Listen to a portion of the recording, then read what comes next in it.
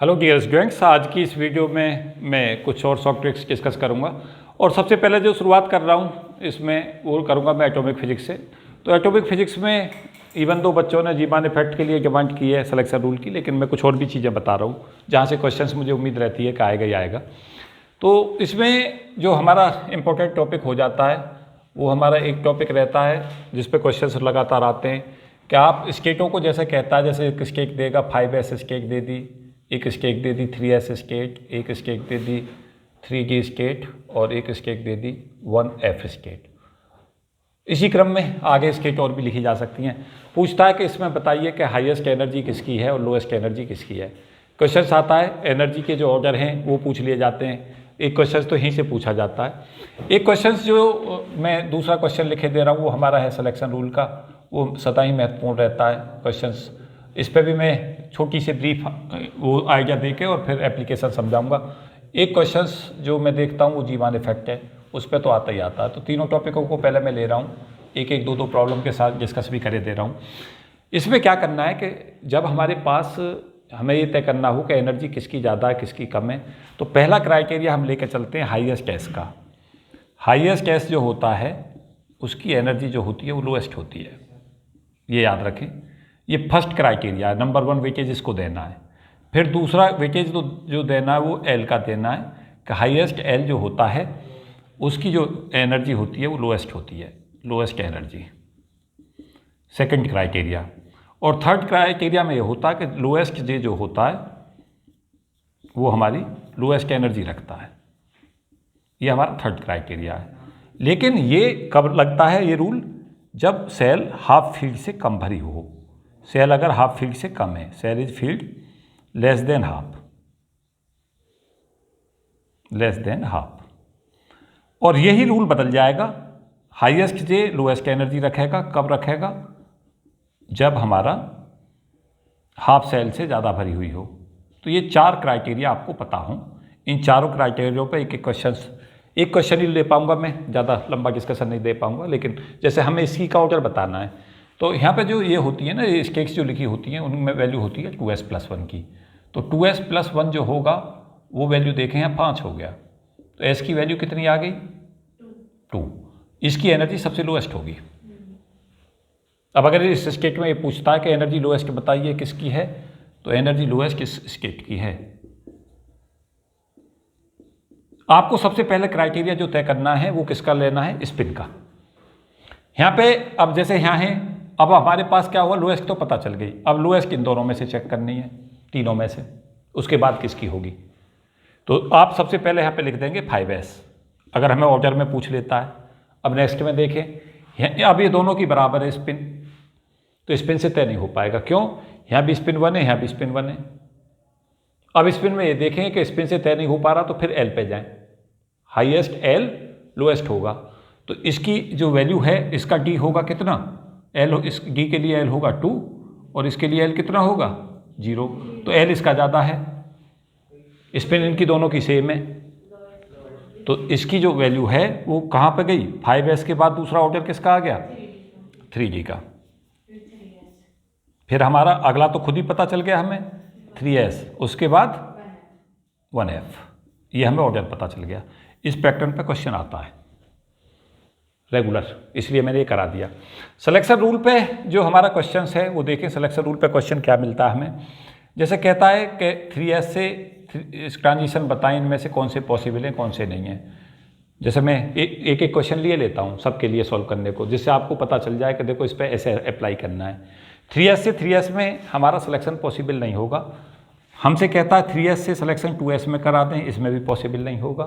3s से 1s में जाएं, इसमें भी सिलेक्शन पॉसिबल नहीं होगा। तो सिलेक्शन क्राइटेरिया क्या है?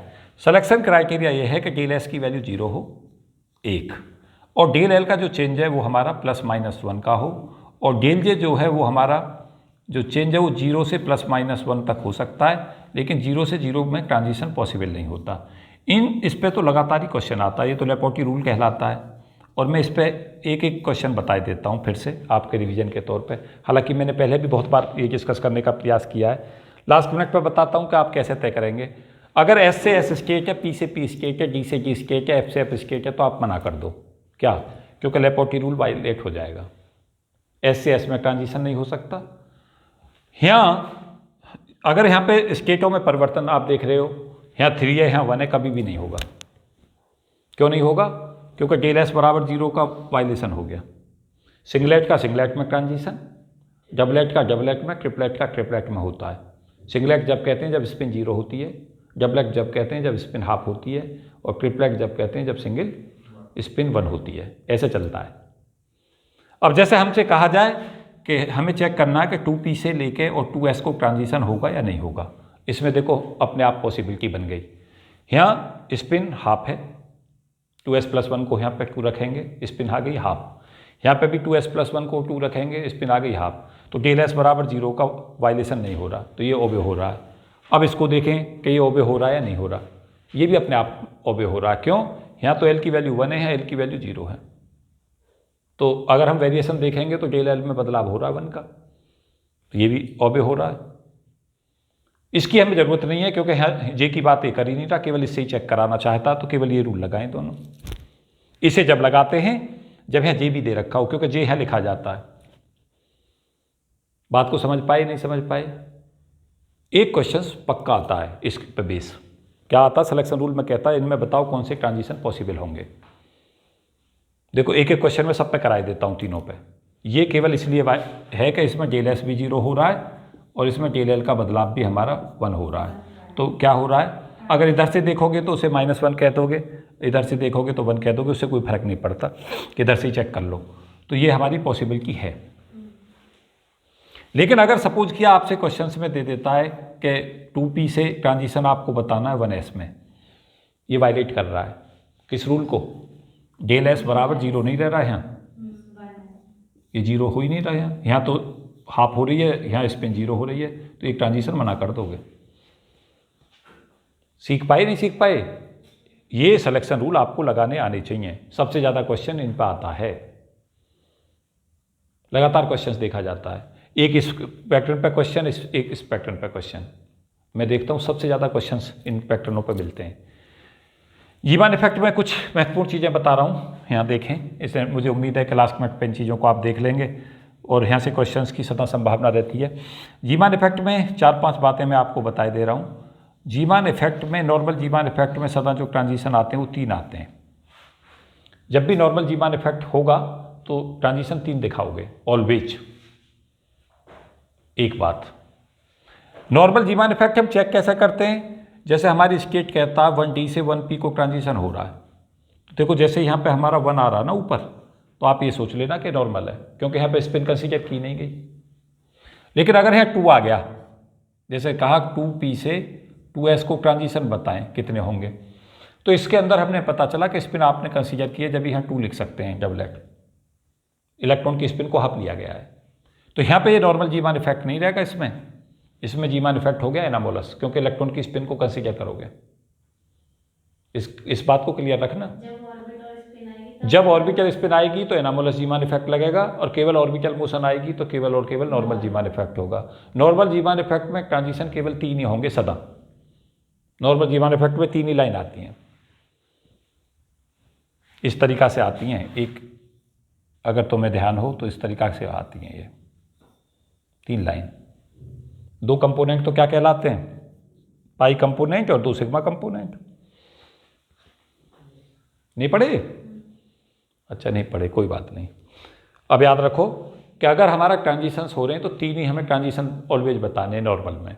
अगर यहाँ 1 देखो, कहाँ 1d से 1p के है या 1f से 1d के है, सदा 3 लाइन लगा दो, 3 ही लाइन आएंगे।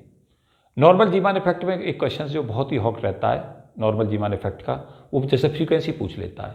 तो फ्रीक्वेंसी का फॉर्मूला सदा याद रखें, W जो होता है वो रहता है μL/L × B, और ये μL/L का मतलब मैग्नेटिक ऑर्बिटल मैग्नेटिक मूवमेंट और ऑर्बिटल एंगुलर मोमेंटम इनकी रेशो, इसकी वैल्यू होती है E/2m W। देखो इस पर क्वेश्चन कैसे पूछता है, एंगुलर फ्रीक्वेंसी प्रेसेशन की पूछता है, B हमें देता है, सीधी वैल्यू पुट कर दो।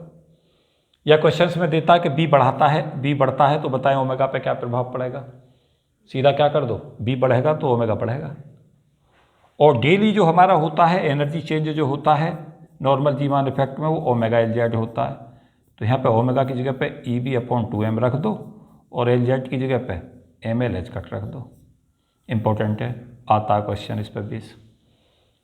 एम एल देगा, बी देगा, डेली में चेंज पूछ लेगा। यहाँ से क्वेश्चंस मिलता है हमें। साथ साथ ये भी याद रखो कि यहाँ पे जो लैंग्वेज फैक्टर होता है इसकी वैल्यू 1 होती है। किसमें? नॉर्मल जीमान इफेक्ट में। एनामोलस जीमान इफेक्ट के 2 क्वेश्चन तो बहुत ही हॉट रहते हैं। सोडियम की T1 T2 लाइन में ओवरऑल ट्रांजिशन कितने होते हैं? 10, 6 और 4, है ना, वो ऑलवेज याद रखो। वेवलेंथ अगर वहाँ पूछता है तो 5890 एंगस्ट्रॉम और 5896 एंगस्ट्रॉम आती हैं D1 D2 लाइन की। 5890 एंगस्ट्रॉम, 5896 एंगस्ट्रॉम और एवरेज वैल्यू आती है उनकी 5893 एंगस्ट्रॉम। और वो दोनों किस रीजन में पड़ती हैं? येलो में। येलो रीजन, कलर जो होता है उनका येलो होता है, पूछता है येलो कलर। और फिर जीमान इफेक्ट में देखो सबसे महत्वपूर्ण क्वेश्चन देखो ये हो जाता है, जी बराबर होता है 1 प्लस, ये तो मैं लगातार बताता रहा हूँ, 1 plus J plus 1 plus S plus 1 minus L plus 1 upon 2जे प्लस 1। इस पर क्वेश्चन लगातार आता है लैंग्वेज फैक्टर। जे, एस और एल, जैसे देखो ऐसे क्वेश्चन पूछता है, कहता है स्टेटेड 2p3/2 और कहता है लैंग्वेज फैक्टर निकालो। अगर सबसे ज़्यादा बार क्वेश्चन अगर आप आजकल आप देखोगे तो इस पर आता है लैंग्वेज फैक्टर, तो बहुत ही बार आया है। तो इसमें क्या याद रखना है? इसकी एक जैसे दे दी, कहा लैंग्वेज फैक्टर निकालो, सीखो। जिन्हें नहीं आता वो बहुत तेज़ी से सीख जाओ। यहाँ से 2s प्लस 1 की वैल्यू को 2 कर दो, कर दिया। यहाँ से क्या मिल गई वैल्यू? s की हाफ। पी स्टेट के लिए l कितना होगा? 1 और j लिखा होगा, j की वैल्यू 3/2। अब ये काम नहीं करूँगा मैं कि सॉल्व कराऊँ, मैं कहूँगा इन वैल्यूओं को यहाँ से तीनों वैल्यूओं को पुट करके यहाँ रख दो, सॉल्व कर दो। और वो मैं ऑलवेज बताता हूँ लैंग्वेज फैक्टर का आंसर कभी भी 1 से कम नहीं मार्क करना है, 2 से ज़्यादा नहीं करना है, इन दोनों के बीच में मार्क करोगे। अगर एक ही आंसर हमारा मार्क हो रहा है, जी की वैल्यू लैंग्वेज फैक्टर की वैल्यू 1 और 2 के बीच में एक में आंसर में आ रही है, तो कितना मार्क करोगे? उसी को मार्क कर दोगे जो 1 और 2 के बीच में होगा। एक चीज़ और ध्यान रखो, अगर प्योर ऑर्बिटल मोशन है तो लैंग्वेज फैक्टर 1 होता है। अगर इलेक्ट्रॉन की केवल ऑर्बिटल मोशन हम ना लें, केवल स्पिन मोशन लगे तो लैंग्वेज फैक्टर 2 होता है। और अगर ऑर्बिटल और स्पिन दोनों मोशन कंसीडर कर रहे हैं, जी बराबर 1 फॉर ऑर्बिटल मोशन और जी बराबर 2 फॉर स्पिन मोशन इलेक्ट्रॉन की, और उसके बीच में सदा 1 से 2 के बीच। तो इस पे क्वेश्चन रखो तैयार, आता ही आता है।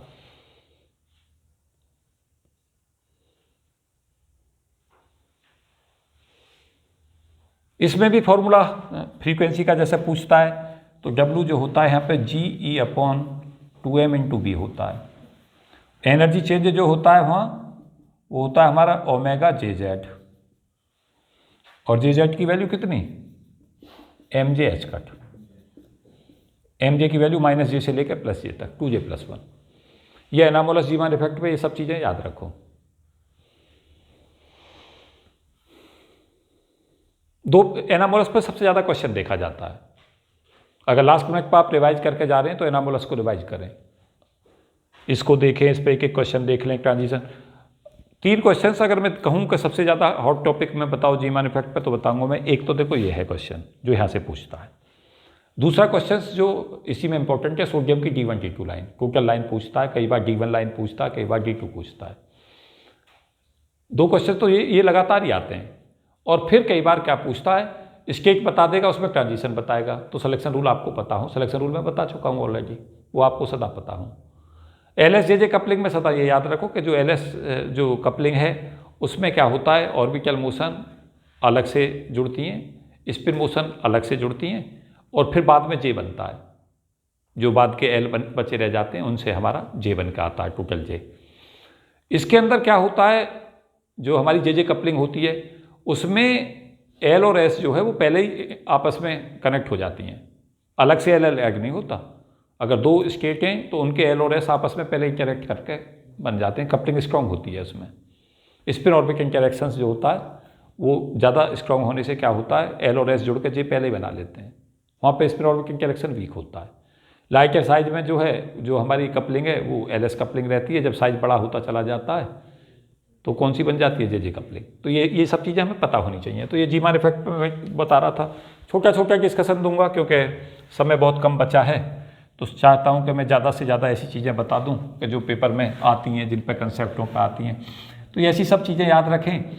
साथ साथ एक जो क्वेश्चन यहाँ पे पूछा जाता है, डुएनहंटे रूल लैम्डा बराबर SC/EV, इस फॉर्मूले पे क्वेश्चन देखा जाता है। V देता है, लैम्डा हमसे पूछ लेता है। लैम्डा की वैल्यू SC/E पे मैंने क्वेश्चन को लगातार देखा है, बहुत बार क्वेश्चन आता है।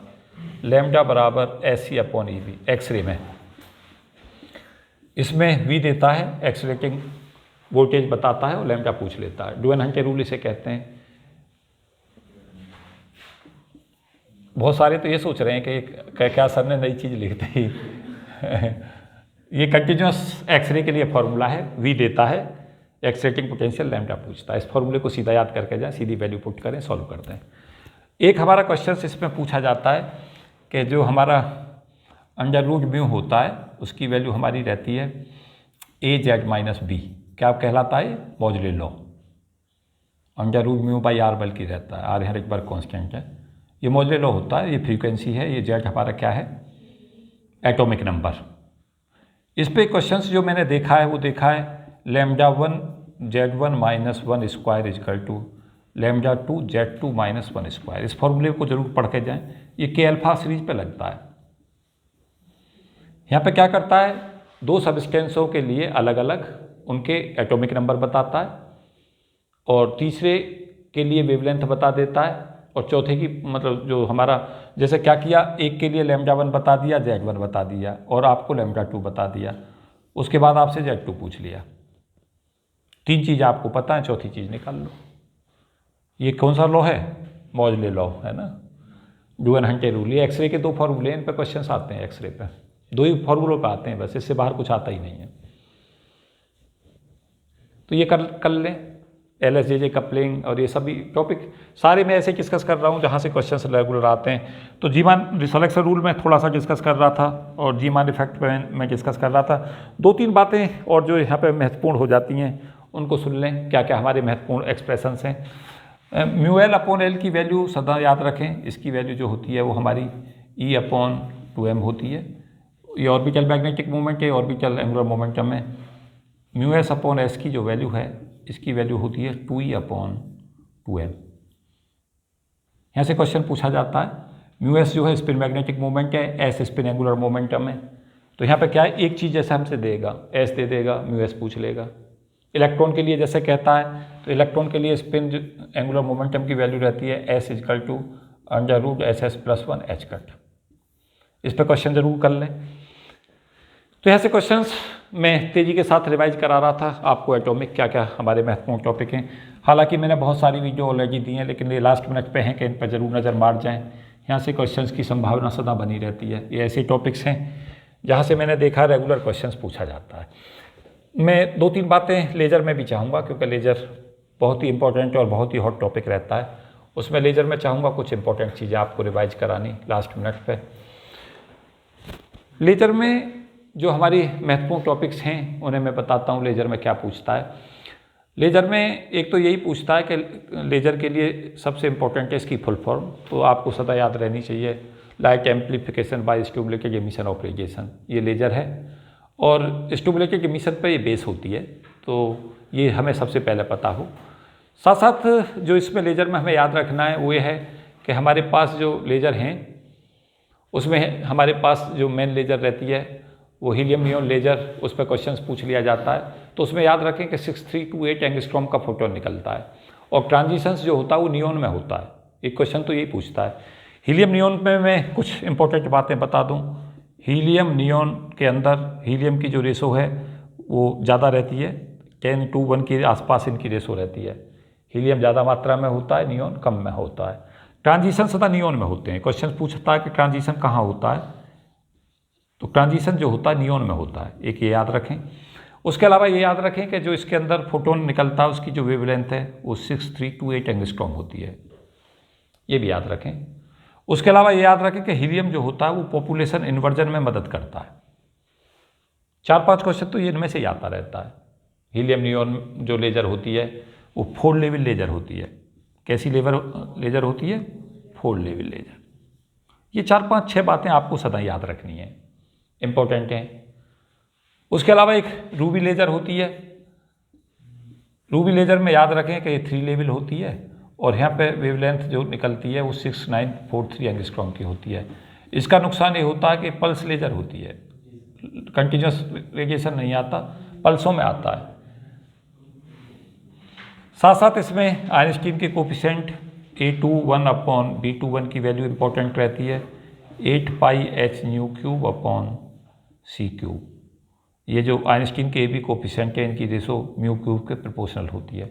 ये भी याद रखें, ये भी इंपॉर्टेंट है, इस पर क्वेश्चंस लगातार पूछा जाता है। उसके अलावा लेज़र में कुछ इंपॉर्टेंट चीज़ें हमारी जो बनती हैं, वो एक फार्मूला इसका होता है, कोहेरेंस लेंथ का फार्मूला होता है coherence time into velocity of light. इस पर क्वेश्चन पूछा जाता है, कोहेरेंस टाइम दे देता है और कोहेरेंस लेंथ पूछ लेता है। ये हमारा इंपॉर्टेंट फार्मूला है, ये याद रखें, इंपॉर्टेंट एक्सप्रेशंस है। विजिबिलिटी ऑफ फ्रिंजेज पे एक फार्मूला ये भी याद करके जाएं। विजिबिलिटी ऑफ फ्रिंजेज होती है I maximum minus I minimum upon I maximum plus I minimum. एक कोहेरेंस लेंथ का ये भी फार्मूला हमारा इंपॉर्टेंट है, डेल्टा लैम्डा जो होता है हमारा वो होता है लैम्डा स्क्वायर अपॉन L। इस पर भी क्वेश्चन पूछता है, चेंज इन वेवलेंथ बताता है, शुरू की वेवलेंथ बताता है, कोहेरेंस लेंथ पूछ लेता है। इस फॉर्मूले को भी तैयार रखें। तो लेज़र पे बहुत मुश्किल क्वेश्चन तो नहीं आते, इन्हीं पैटर्नों पे क्वेश्चंस जनरली आता है और बहुत जल्दी से रिवाइज हो जाती है। बहुत मुश्किल क्वेश्चंस इस पर कभी नहीं पूछे जाते, लेकिन लेज़र एक इंपॉर्टेंट टॉपिक है। थ्योरेटिकल क्वेश्चंस भी आ जाते हैं जो मैं अभी बता रहा था, और बाकी तो इस पे क्वेश्चंस मैं कई बार देख चुका हूँ, इस वाले फॉर्मूले पे कई बार क्वेश्चन पूछा जा चुका है, इस पर पूछा जा चुका है। तो लेज़र को जरूर देख जाएं, एक बार मोटे मोटे फार्मूले इस पर देख लें, तो बहुत ज़्यादा काम इसमें करना नहीं है, क्योंकि बहुत कम समय में ये तैयार भी हो जाता है। छोटा सा टॉपिक है और ज़्यादा डीप क्वेश्चन नहीं आते। हालांकि टॉपिक तो वैसे काफ़ी बड़ा, लेकिन क्वेश्चंस नहीं देखे गए ज़्यादा डीप में पूछे जाने वाले, तो इसलिए क्या है जल्दी कवर हो जाता है।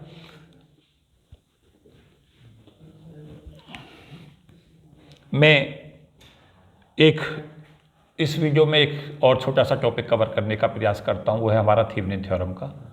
एक बार कोशिश करता हूँ आपको ब्रीफ में रिवाइज कराने का। लगातार क्वेश्चंस आता है थेवेनिन थ्योरम पे, मैंने देखा है। इलेक्ट्रॉनिक्स का एक टॉपिक उठा रहा हूँ, अभी तक मैं एटॉमिक में ही बता रहा था, जो भी इस वीडियो में डिस्कस कर रहा था। थोड़ा सा बताता हूँ इसके बारे में, बहुत जल्दी से कवर कर रहे हैं इसे। थेवेनिन थ्योरम कैसे हमारी काम करती है उसको देखें। मैं कोई डेरिवेशन नहीं दूंगा, मैं केवल क्वेश्चन बताने वाला हूँ इस पर, उसको देखें कैसे हम सॉल्व करते हैं प्रॉब्लम को।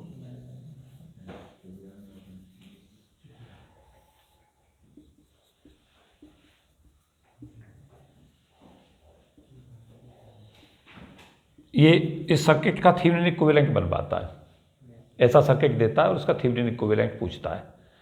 क्या करें, इस लोड को ओपन करें RL को, और करंट को ऐसे बहने दें, क्योंकि जब ये लोड ओपन हो जाएगा तो करंट ऐसे आएगी फ्लो होती हुई।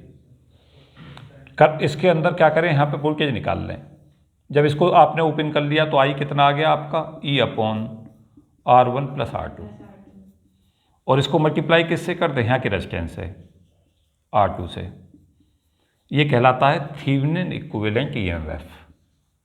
इक्विवेलेंट EMF, इक्वेशन ना पढ़ें इसे, Thevenin equivalent EMF ER2/R1 + R2। फिर क्या करें, इसका थेवेनिन इक्विवेलेंट सर्किट ये आ गया। फिर क्या करें, एक रेजिस्टेंस सीरीज में लगा दें। कहाँ, यहाँ R0 कहते हैं इसे। ये यहाँ पे जो EMF है वो हो जाएगा हमारा ER2/R1 + R2। ये R0 की वैल्यू को इन दोनों का तो पैरेलल ले लें और इसको सीरीज में जोड़ दें। R0 यहाँ पे कितना है, R1/R2/R1 + R2 + R3। बस हो गया क्वेश्चन सॉल्व। एक क्वेश्चन बता देता हूँ। जैसे सपोज किया उसने यहाँ पे दे दिया कि 10 वोल्ट वोल्टेज लगा रहे हैं, यहाँ पे अप्लाई कर दिया 2 वोल्ट, यहाँ पे 2 वोल्ट, यहाँ 2 ओम लगा दिया है, यहाँ पे भी 2 ओम लगा दिया, यहाँ भी 2 ओम लगा दिया। अब कहता है इसका थेवेनिन इक्विवेलेंट सर्किट बनाएं। तो कुछ भी नहीं करना है आपको, ER2/R1 से यहाँ पे थेवेनिन इक्विवेलेंट ये वोल्टेज आ जाएगा बैटरी का उसकी जगह। तो ER2/R1 + R2 में हम क्या देखेंगे कि 10 × 2/2 कितना आ गया, 5 आ गया। ये नहीं आया, कंपेरिजन करना देख लो। और फिर क्या हुआ, R0 देखोगे, R0 की वैल्यू के लिए क्या करोगे, 2 का पैरेलल 1 होगा, और देखें क्या नहीं बन रहा 1, ये 1 बनेगा 2 × 2/2 + 2, और फिर 2 इसमें जोड़ दें तो ये 3 हो जाएगा, ये 5 हो जाएगा, हो गया सर्किट सॉल्व। कुछ है क्या इसमें, कुछ नहीं। डेरिवेशन में कराऊंगा नहीं, क्योंकि डेरिवेशन तुम्हारे किसी काम का नहीं है। केवल आपको क्या करना है, क्वेश्चन को सॉफ्ट ट्रिक में देखें, केवल लास्ट मिनट पर केवल इतना ही देखते हैं कि इसका कैसे बनाते हैं थेवेनिन वाला, ये आपको आना चाहिए। नॉर्टन कोर्स में नहीं है हालांकि, लेकिन थोड़ा सा मैं आइडिया दूँ। कई बार नॉर्टन नहीं पूछेगा, लेकिन ये कह देगा कि ये वोल्टेज बना लिया इसका जो सर्किट है, अब इसका करंट इक्विवेलेंट बना दें।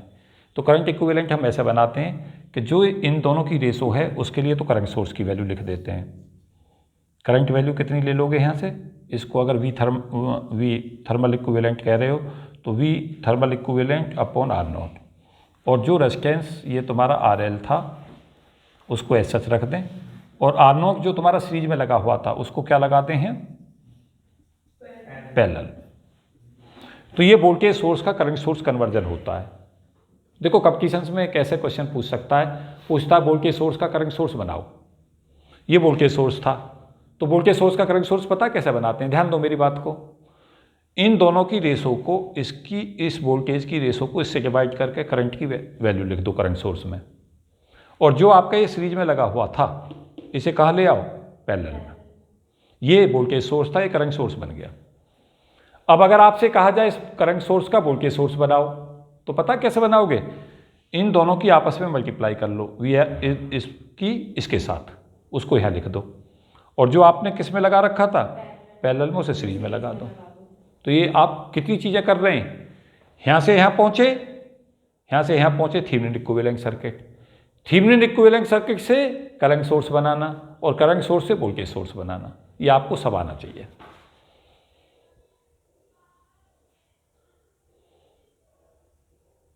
तो इस वीडियो में केवल मैं इतना ही डिस्कस करूंगा। मैं एक वीडियो और ले रहा हूँ तेज़ी के साथ में, और कोशिश करूंगा कुछ और इम्पोर्टेंट चीज़ें रिवाइज कराने की लास्ट मिनट पर। तो इसका कंटेंट देखें, तेज़ी के साथ इन चीज़ों को देख के चले जाएं। कई बार क्या होता है, जो लास्ट मिनट में हम चीज़ें देख के जाते हैं उनसे कई बार क्वेश्चंस लग जाते हैं। अगर आपका 2 नंबर का, 4 नंबर का, 6 नंबर का कुछ भी एडवांटेज अगर मिल पाता है, तो लास्ट मिनट पे आप इतना ही केवल कर सकते हैं कि आप क्या करें कि जो बहुत ही ज़्यादा इंपॉर्टेंट और बहुत ही हॉट टॉपिक्स रहते हैं उनको बहुत तेज़ी के साथ रिवाइज कर दें इसी लाइन ऑफ एक्शन पर। तो इस वीडियो में इतना ही। Thank you and best wishes for all of you. जय हिंद।